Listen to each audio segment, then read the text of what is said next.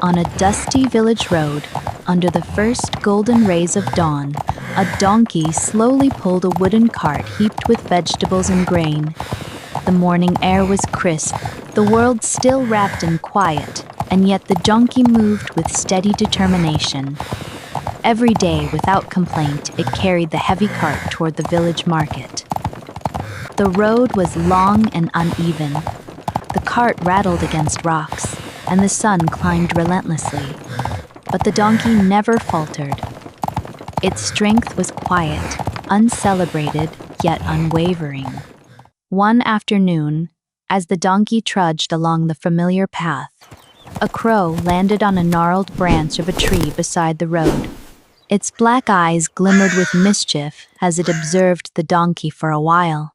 Then, breaking the silence, it laughed aloud, a sharp, mocking caw that echoed through the empty fields. "Look at you," the crow squawked, hopping slightly along the branch. "You spend your entire life dragging that cart. You smell of sweat, you move like a broken wheel, and for what? You're completely worthless." The donkey paused mid-step. For the first time, it considered the words. It had never doubted itself before, never questioned its purpose.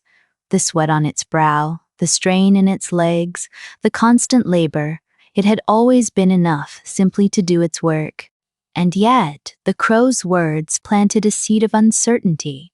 "I am not worthless," the donkey said softly, its voice barely rising above the rustling wind. "I help the farmer. Without me, the cart would not move." The crow tilted its head, a sharp condescending tilt, and burst into louder laughter. "That's your achievement? You're slow, clumsy, and tired. I've seen turtles walk with more pride than you." The donkey shook its head, trying to dismiss the words, but they lingered, echoing in its mind.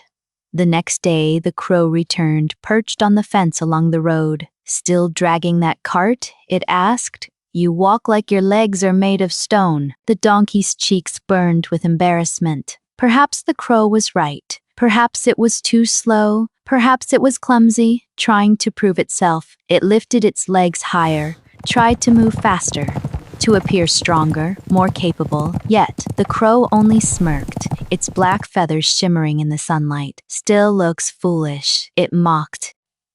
Day after day, the crow returned. Its words became sharper, more precise, each one striking like a dart at the donkey's confidence. "You're so slow. If I had your job, I'd finish it in half the time. You're nothing special." The donkey could not ignore the crow. Every step became a reaction, every motion an attempt to silence the cruel voice. Its mind shifted from focus on the road and the work it had always done so well, to focus on the crow's laughter, its mockery.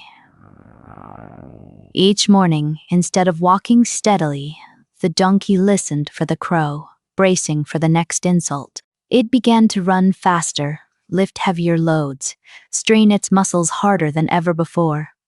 Its rest became insufficient, its sleep restless, as it replayed the crow's words late into the night.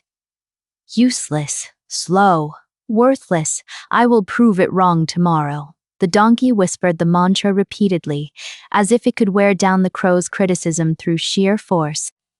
By the 10th day, the donkey was exhausted, yet the crow had not relented. Perched on the fence, it eyed the donkey with its cold, unblinking gaze. "Well, look who's back," it said, sharp and cutting. "The slowest donkey in the valley." A surge of anger coursed through the donkey's veins. "I am not slow," it shouted louder than it had ever dared. And with a force born of desperation, it began running down the dusty road while pulling the heavy cart. Wheels rattled violently, vegetables bounced, dust rose in thick clouds. Faster and faster, the donkey ran, its legs shaking, its chest burning, but it refused to stop. "I am not worthless," it cried to the empty air, its voice mingling with the sound of the rattling cart. Then, suddenly, its legs gave way. The donkey collapsed onto the road, completely still. Silence fell over the valley. The crow had already flown away, searching for its next target, leaving behind the aftermath of its cruelty. The donkey had not died from the weight of the cart it had pulled for years, nor from the relentless labor of its body. It had died from something far more dangerous: rage, exhaustion, and the need to prove its worth to someone who did not care. Now, before you shake your head and call the donkey foolish, pause. The donkey might be closer to you than you think. In life, there are always crows, voices that mock your effort, critics who doubt your path, strangers leaving harsh words online, friends, family, or coworkers who dismiss your work. And every time you pause, argue, or obsess over their opinions, you give them power. You let them distract you from your own journey.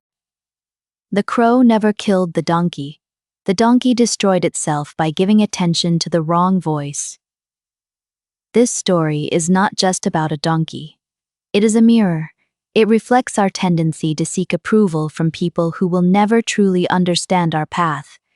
It reminds us that our worth is not determined by criticism, envy, or mockery.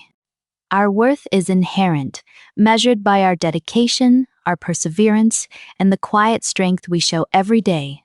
So, whenever a crow appears in your life, remember, you do not have to answer it. You do not have to prove anything. Protect your energy. Focus on your journey. Keep moving step by step as the donkey once did. Your value is not in their judgment. It is in the work you do, the kindness you share, and the lessons you carry forward.